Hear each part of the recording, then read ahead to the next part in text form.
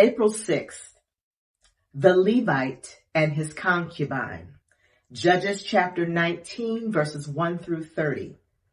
Now in those days, Israel had no king. There was a man from the tribe of Levi living in a remote area of the hill country of Ephraim. One day he brought home a woman from Bethlehem in Judah to be his concubine. But she became angry with him and returned to her father's home in Bethlehem.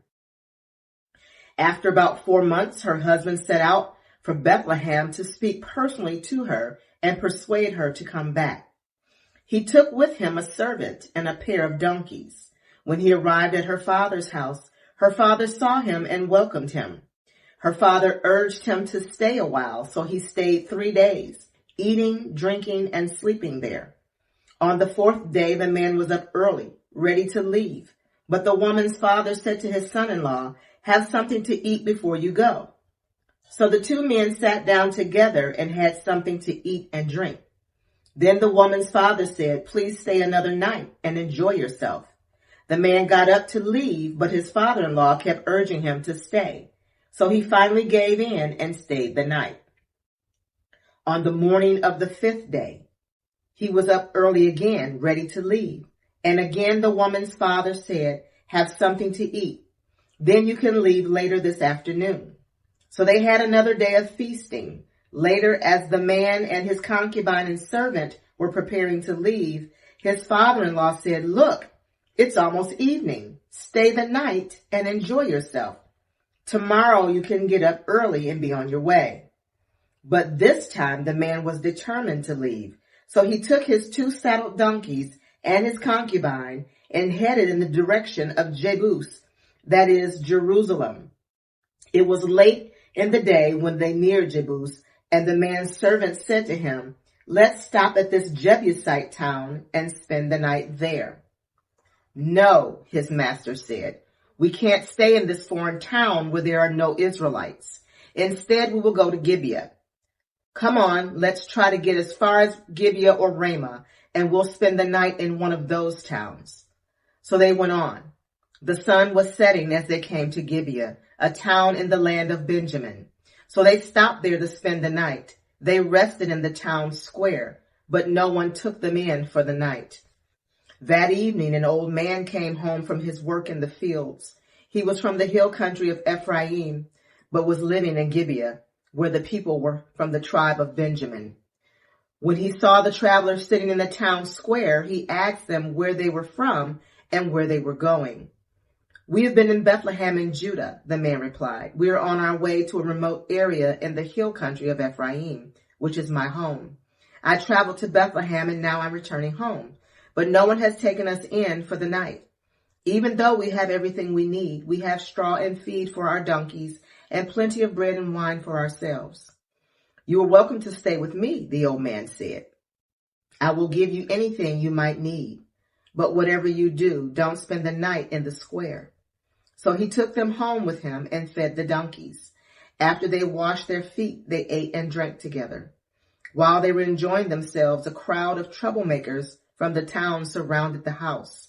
They began beating at the door and shouting to the old man, "Bring out the man who is staying with you so we can have sex with him." The old man stepped outside to talk to them.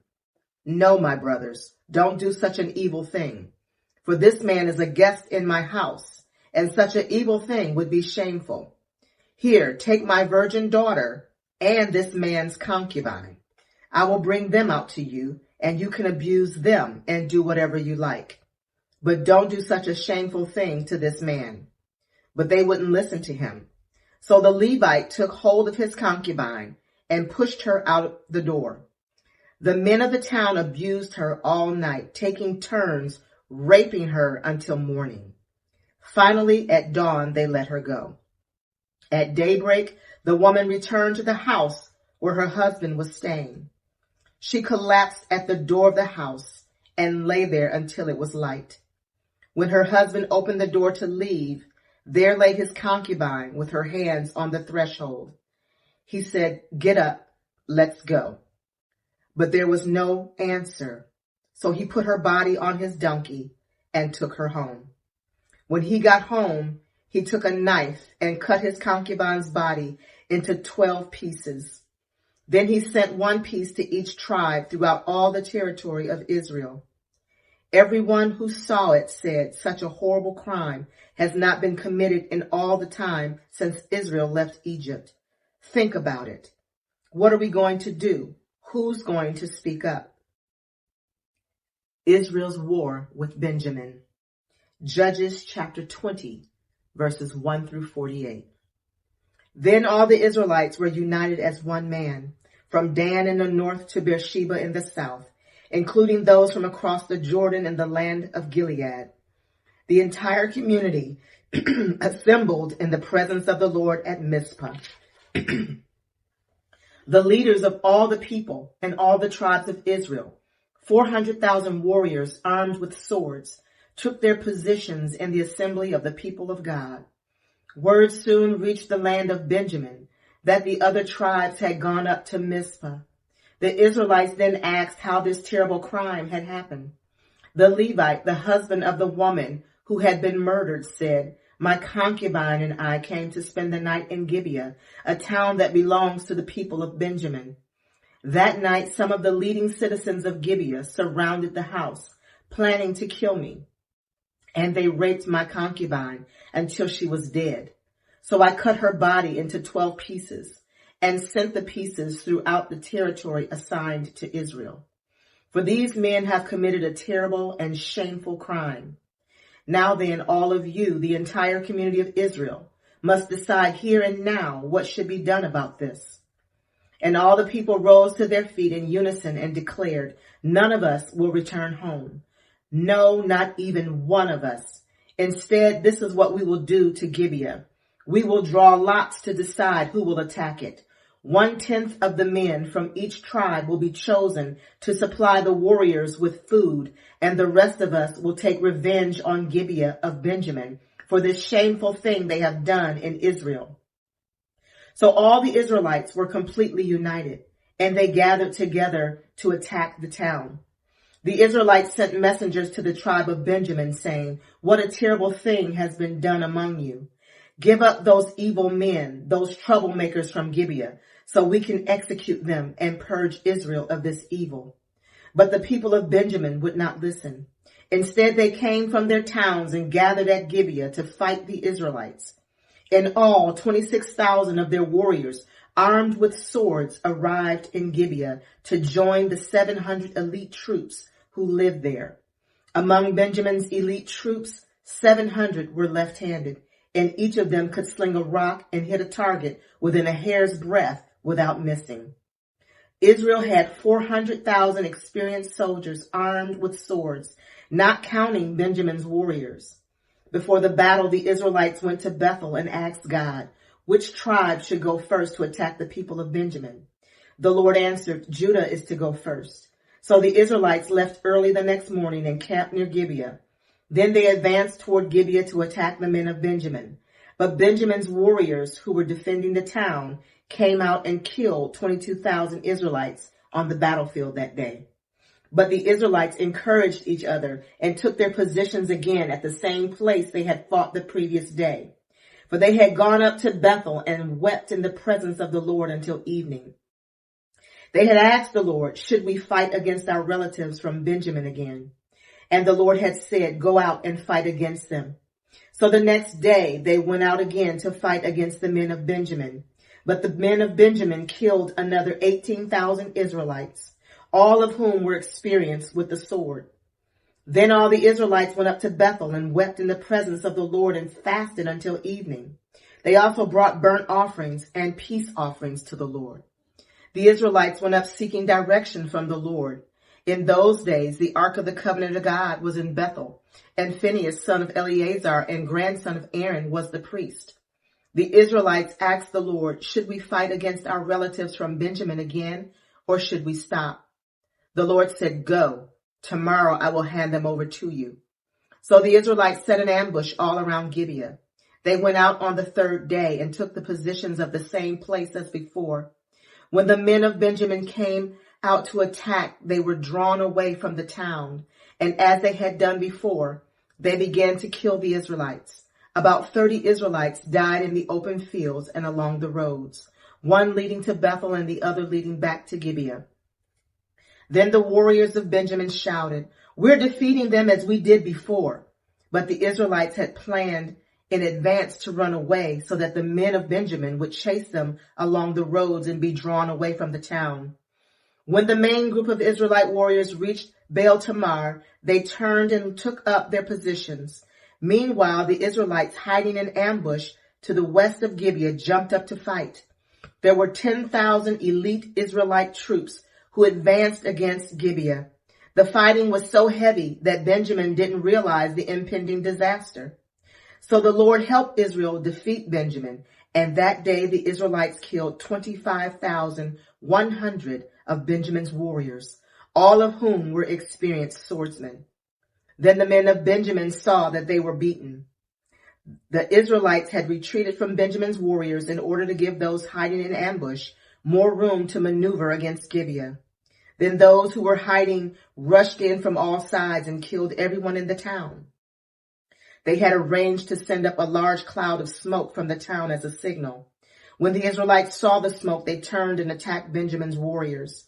By that time, Benjamin's warriors had killed about 30 Israelites, and they shouted, "We're defeating them as we did in the first battle."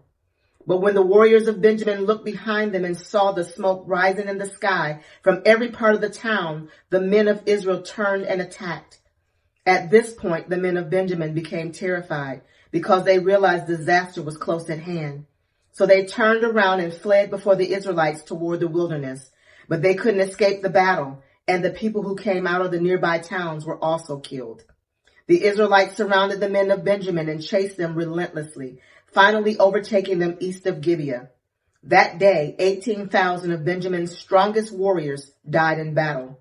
The survivors fled into the wilderness toward the rock of Rimmon, but Israel killed 5,000 of them along the road. They continued the chase until they killed another 2,000 near Gittim. So that day, the tribe of Benjamin lost 25,000 strong warriors armed with swords, leaving only 600 men who escaped to the rock of Rimmon, where they lived for 4 months. And the Israelites returned and slaughtered every living thing in all the towns, the people, the livestock, and everything they found. They also burned down all the towns they came to. Israel provides wives for Benjamin. Judges chapter 21, verses 1 through 25. The Israelites had vowed at Mizpah, "We will never give our daughters in marriage to a man from the tribe of Benjamin." Now the people went to Bethel and sat in the presence of God until evening, weeping loudly and bitterly. "O Lord, God of Israel," they cried out, "why has this happened in Israel? Now one of our tribes is missing from Israel." Early the next morning, the people built an altar and presented their burnt offerings and peace offerings on it. Then they said, "Who among the tribes of Israel did not join us at Mizpah when we held our assembly in the presence of the Lord?" At that time, they had taken a solemn oath in the Lord's presence, vowing that anyone who refused to come would be put to death. The Israelites felt sorry for their brother Benjamin and said, "Today, one of the tribes of Israel has been cut off. How can we find wives for the few who remain, since we have sworn by the Lord not to give them our daughters in marriage?" So they asked, "Who among the tribes of Israel did not join us at Mizpah when we assembled in the presence of the Lord?" And they discovered that no one from Jabesh Gilead had attended the assembly. For after they counted all the people, no one from Jabesh Gilead was present. So the assembly sent 12,000 of their best warriors to Jabesh Gilead, with orders to kill everyone there, including women and children. "This is what you are to do," they said, "completely destroy all the males and every woman who is not a virgin." Among the residents of Jabesh Gilead, they found 400 young virgins who had never slept with a man, and they brought them to the camp in Shiloh in the land of Canaan. The Israelite assembly sent a peace delegation to the remaining people of Benjamin, who were living at the rock of Rimmon. Then the men of Benjamin returned to their homes, and the 400 women of Jabesh Gilead, who had been spared and were given to them as wives. but there were not enough women for all of them. The people felt sorry for Benjamin because the Lord had made this gap among the tribes of Israel. So the elders of the assembly asked, "How can we find wives for the few who remain, since the women of the tribe of Benjamin are dead? There must be heirs for the survivors so that the entire tribe of Israel is not wiped out. But we cannot give them our own daughters in marriage because we have sworn with a solemn oath that anyone who does this will fall under God's curse." Then they thought of the annual festival of the Lord held in Shiloh, south of Lebonah and north of Bethel, along the east side of the road that goes from Bethel to Shechem. They told the men of Benjamin who still needed wives, "Go and hide in the vineyards. When you see the young women of Shiloh come out for their dances, rush out from the vineyards, and each of you can take one of them home to the land of Benjamin to be your wife. And when their fathers and brothers come to us to protest, we will tell them, 'Please be sympathetic. Let them have your daughters, for we didn't find wives for all of them when we destroyed Jabesh Gilead. And you are not guilty for breaking the vow, since you did not actually give your daughters to them in marriage.' So the men of Benjamin did as they were told.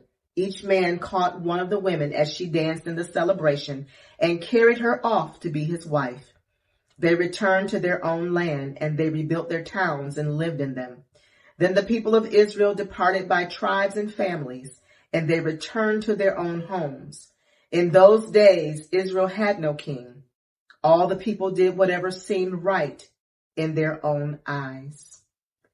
May the Lord add a blessing to the reading and to the hearing of his holy word. Put on the armor. Put on the armor of God. Put on the armor.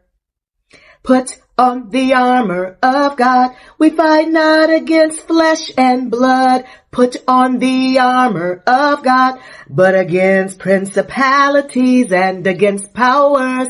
Put on the armor of God, against the rulers of the darkness of this world. Put on the armor of God, against spiritual wickedness in high places. Put on the armor of God.